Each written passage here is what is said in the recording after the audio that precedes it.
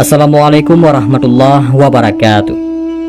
Diriwayatkan oleh Mu'adz bin Jabal radhiyallahu an dari Ibnu Abbas radhiyallahu an. Beliau berkata, pada suatu hari kami bersama Rasulullah sallallahu alaihi wasallam berada di rumah seorang sahabat dari golongan Ansar dalam sebuah jamaah. Tiba-tiba ada yang memanggil dari luar, "Wahai para penghuni rumah, apakah kalian mengizinkan aku masuk karena kalian membutuhkan aku?" Rasulullah sallallahu alaihi wasallam bertanya kepada para sahabat, "Apakah kalian tahu siapa yang berseru itu?" Para sahabat menjawab, "Tentu Allah dan Rasulnya yang lebih mengetahui." Rasulullah sallallahu alaihi wasallam bersabda, "Dia adalah iblis yang terkutuk. Semoga Allah senantiasa melaknatnya." Sayyidina Umar berkata, "Wahai Rasulullah, apakah engkau mengizinkan aku untuk membunuhnya?" Maka Rasulullah sallallahu alaihi wasallam menegur Umar bin Khattab dan bersabda, "Bersabarlah wahai Umar. Apakah engkau tidak tahu bahwa dia termasuk yang tertunda kematiannya sampai waktu yang ditentukan, yaitu hari kiamat? Sekarang silakan bukakan pintu untuknya, karena ia sedang diperintahkan Allah Subhanahu wa Ta'ala." Ibnu Abbas berkata, "Maka dibukalah pintu, kemudian iblis masuk ke tengah-tengah kami. Ternyata dia adalah seorang yang sudah tua bangka dan buta sebelah mata. Dia berkata, 'Assalamualaikum ya Muhammad, Assalamualaikum ya jama'atal muslimin.' Lalu iblis berkata, 'Wahai Muhammad, aku datang bukan karena keinginanku sendiri, tetapi aku datang karena ada yang memerintahku dan memaksaku datang kemari.' Rasulullah sallallahu alaihi wasallam bertanya, 'Apakah yang membuatmu terpaksa datang ke sini wahai terlaknat?' Maka iblis menjawab, 'Aku didatangi oleh malaikat utusan Tuhan yang Maha Agung, dan dia berkata kepadaku, sesungguhnya Allah Subhanahu wa Ta'ala menyuruhmu untuk datang kepada Rasulullah sallallahu alaihi wasallam dalam keadaan hina dan tunduk. Engkau harus memberitahukan kepadanya bagaimana tipu muslihat, godaan dan rekayasamu terhadap Bani Adam. Bagaimana engkau membujuk dan merayu mereka. Engkau harus menjawab dengan jujur semua yang ditanyakan kepadamu. Allah Subhanahu wa Ta'ala berfirman, demi kemuliaan dan keagunganku, jika engkau berbohong sekali saja dan tidak berkata benar dalam memberikan jawaban pada utusanku, niscaya aku menjadikan kamu hancur menjadi debu yang dihempas oleh angin. Dan aku puaskan musuhmu, yakni manusia, karena bencana yang menimpamu itu." Dengan ancaman itu iblis takut, sehingga ia berkata jujur. Iblis kembali berkata, "Wahai Muhammad, sekarang aku datang kepadamu sebagaimana aku diperintahkan. Sekarang tanyakanlah kepadaku apa yang engkau inginkan. Jika aku tidak memuaskanmu tentang apa yang engkau tanyakan kepada aku, niscaya musuhku akan puas atas musibah yang akan menimpaku. Tiada beban yang lebih berat bagiku daripada melihat para musuhku lega dengan apa yang menimpa diriku." Bertanyalah Rasulullah sallallahu alaihi wasallam kepada iblis, "Baiklah, aku akan mulai bertanya kepadamu. Jika engkau benar-benar jujur, maka beritahukanlah kepadaku orang yang paling engkau benci." Iblis menjawab, "Engkau wahai Muhammad, engkau adalah makhluk Allah yang paling aku benci, dan kemudian orang-orang yang mengikuti agamamu." Artinya orang-orang yang mengikuti agama Allah dan tidak menyimpang dari ajaran-ajarannya. Dengan penasaran, Rasulullah sallallahu alaihi wasallam kembali bertanya, "Siapa lagi yang engkau benci?" Iblis menjawab, "Wahai Muhammad, jika dia mengadukan keluh kesahnya kepada sesama makhluk selama 3 hari, Tuhan tidak memasukkan dirinya ke dalam golongan orang-orang yang sabar. Harus pula engkau ketahui bahwa orang yang sabar dan bersyukur merupakan tanda kekuasaan Allah. Dalam Al-Quran Allah berkali-kali menyebutkan tentang orang-orang yang sabar. Dan lebih dari itu, Allah akan memberikan martabat yang tinggi kepadanya. Sebagai bukti, tidakkah engkau ingat tentang Yusuf alaihissalam yang dengan kesabarannya menjadi orang yang dimuliakan Allah? Dan aku pasti akan merusak kesabaran umatmu dengan tipuan-tipuanku, sehingga mereka tidak akan mendapat keberuntungan." "Lalu siapa lagi?" tanya Rasulullah sallallahu alaihi wasallam. Iblis menjawab, "Orang yang pandai bersyukur." "Bagaimana engkau tahu bahwa dia bersyukur?" tanya Rasulullah. Iblis menjawab, "Jika aku melihat dia mengambil dan meletakkan sesuatu pada tempatnya yang halal, tidak tamak, qanaah, yakni menerima apa adanya pemberian Allah, dan selalu bersedekah dari kelebihan yang dia miliki, aku pasti menggoda orang seperti itu agar dia tidak lagi bersyukur, dan aku akan menakut-nakutinya dengan kemiskinan dan mengajaknya berbuat kejahatan." Rasulullah Shallallahu Alaihi Wasallam bertanya lagi, siapa lagi yang kamu benci? Iblis menjawab, anak muda yang takwa, yang menyerahkan jiwanya kepada Allah Subhanahu wa Ta'ala. Lalu siapa lagi? Tanya Rasulullah. Iblis menjawab, orang alim dan wara, yaitu menjaga diri dari syubhat. Lalu siapa lagi? Tanya Rasulullah. Iblis menjawab, orang miskin ataupun orang fakir yang sabar, yang tidak menceritakan kefakirannya kepada orang lain dan tidak mengadukan keluh kesahnya.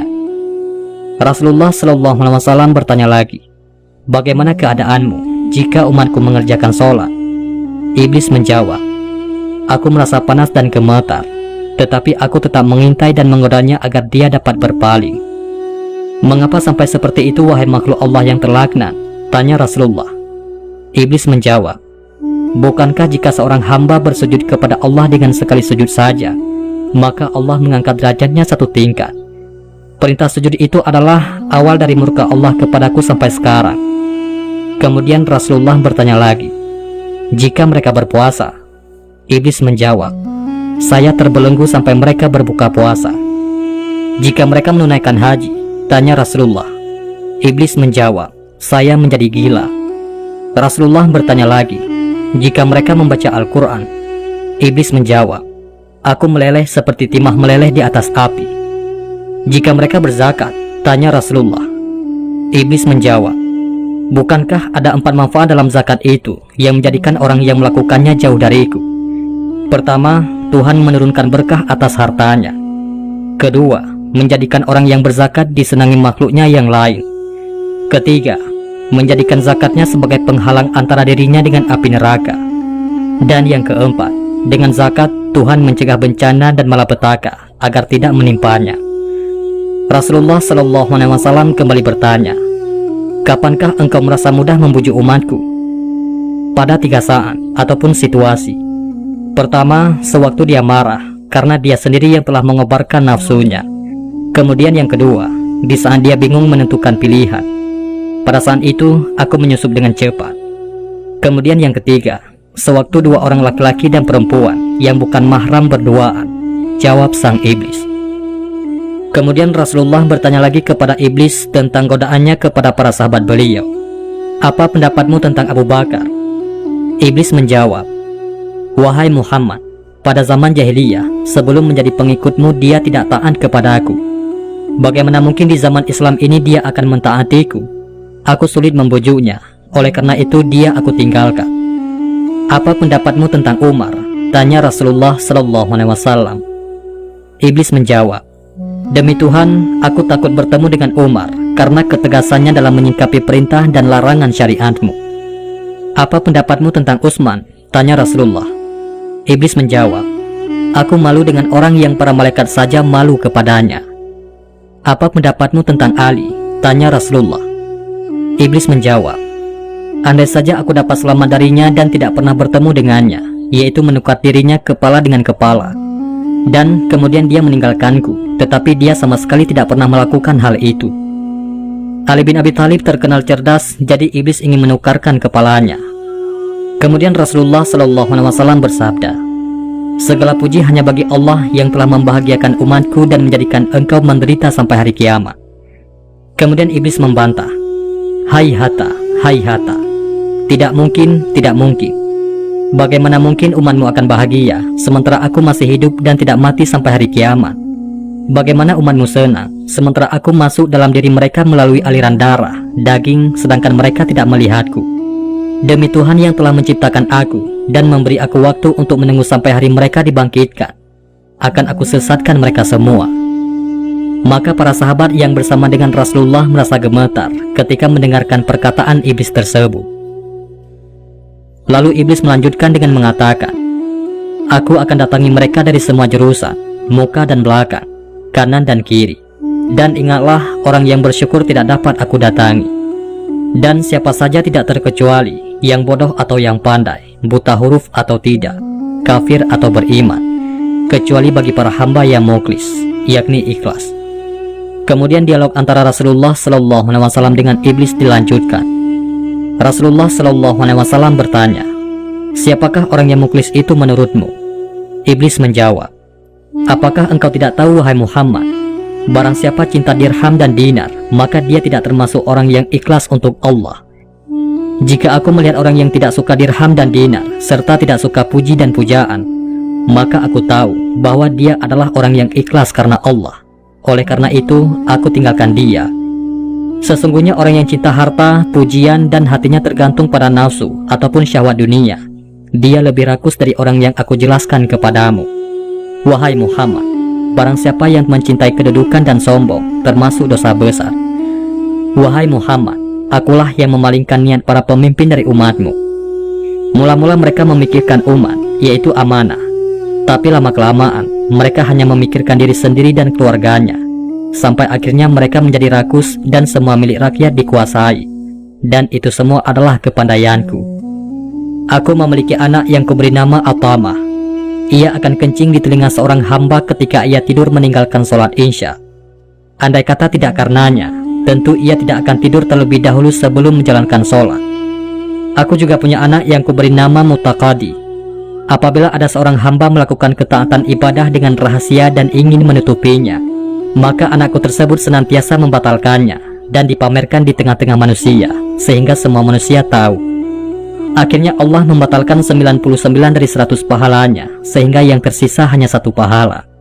Sebab setiap ketaatan yang dilakukan secara rahasia akan diberi 100 pahala. Aku punya anak lagi yang bernama Kuhyal. Ia bertugas mengusapi celah mata semua orang yang sedang ada di majelis pengajian dan ketika khatib sedang memberikan khutbah, sehingga mereka terkantuk dan akhirnya tidur, tidak dapat mendengarkan apa yang dibicarakan para ulama. Bagi mereka yang tertidur, tidak akan ditulis pahala sedikit pun untuk selamanya. Wahai Muhammad, sesungguhnya di antara umatmu ada yang mengakhirkan sholat barang 1-2 jam. Setiap kali mau sholat, aku temani dia dan aku goda dia. Kemudian aku katakan kepadanya, masih ada waktu, sementara engkau sibuk. Sehingga dia mengakhirkan sholatnya dan mengerjakannya tidak pada waktunya. Maka Tuhan memukul wajahnya. Jika ia menang atasku, maka aku kirim satu setan yang membuatnya lupa waktu sholat. Jika ia menang atasku, aku tinggalkan dia sampai ketika mengerjakan sholat. Aku katakan kepadanya, lihatlah kiri kanan. Lalu ia menengok. Saat itu aku usap wajahnya dengan tanganku, dan aku cium antara kedua matanya, dan aku katakan kepadanya, aku telah menyuruh apa yang tidak baik selamanya. Bagaimana mungkin umatmu bahagia, sementara aku menyuruh orang miskin untuk meninggalkan sholat? Aku katakan kepadanya, sholat tidak wajib atasmu, sholat hanya diwajibkan atas orang-orang yang mendapatkan nikmat dari Allah. Aku katakan kepada orang yang sakit, tinggalkanlah sholat, sebab ia tidak wajib atasmu. Sholat hanya wajib atas orang yang sehat. Apakah engkau tidak tahu kisah seorang ahli ibadah yang beribadah secara ikhlas selama 70 tahun, sehingga orang yang sakit menjadi sehat berkat dakwahnya? Kemudian aku tidak pernah meninggalkannya sampai ia berzina, membunuh, berbohong, ingkar, dan akhirnya bertekuk lutut dan bersujud kepadaku. Dialah yang disebut Allah dalam Al-Quran. Bujukan orang-orang munafik itu adalah seperti bujukan setan ketika mereka berkata pada manusia, kafirlah engkau. Maka tatkala manusia itu menjadi kafir, dia berkata, sesungguhnya aku berlepas diri dari kamu, karena sesungguhnya aku takut kepada Allah Tuhan semesta alam. Quran Surat Al-Hasyr ayat 16. Setelah menjelaskan kejujurannya, maka iblis pergi dari tempat perkumpulan Rasulullah dan para sahabat. Ibnu Abbas mengisahkan, setelah dia pergi, maka Rasulullah bersabda kepada kami, begitulah tipu muslihat iblis, barang siapa yang mengikutinya, maka neraka tempatnya kelak. Wallahu a'lam bishawab. Demikianlah, semoga dengan mengetahui ini, kita sebagai umat Nabi Muhammad SAW selalu membekali diri dengan keimanan, ketakwaan, dan melakukan amalan yang membuat iblis menjadi lemah. Mudah-mudahan ini semua bermanfaat. Assalamualaikum warahmatullahi wabarakatuh.